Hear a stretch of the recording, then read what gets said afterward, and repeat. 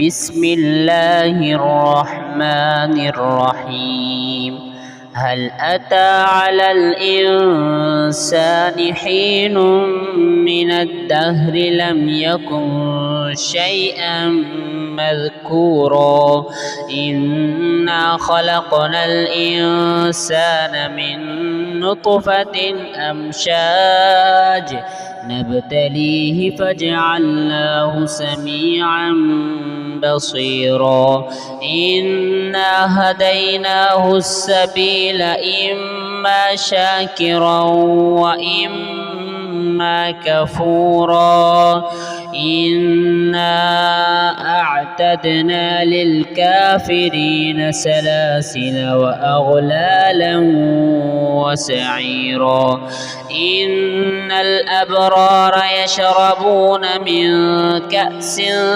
كان مزاجها كافورا عينا يشرب بها عباد الله يفجرونها تفجيرا يوفون بالنذر ويخافون يوما كان شره مستطيرا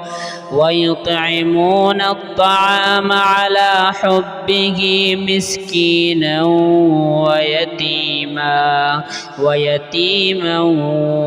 وأسيرا إنما نطعمكم لوجه الله لا نريد منكم جزاء ولا شكورا إنا نخاف من ربنا يوما عبوسا قمطريرا فوقاهم الله شر ذلك اليوم ولقاهم نضرة وسرورا وجزاهم بما صبروا جنة وحريرا متكئين فيها على الأرائك لا يرون فيها شمسا ولا زمهريرا ودانية عليهم ظلالها وذللت قطوفها تذليلا ويطاف عليهم بآنية من فضة وأكواب كانت قوارير من فضة قدروها تقديرا ويسقون فيها كأسا كان مزاجها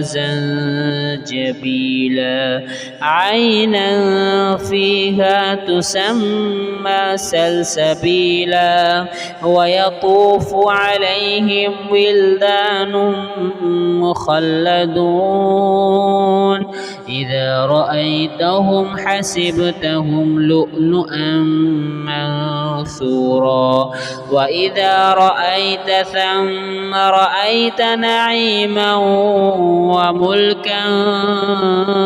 كبيرا عاليهم ثياب سندس خضر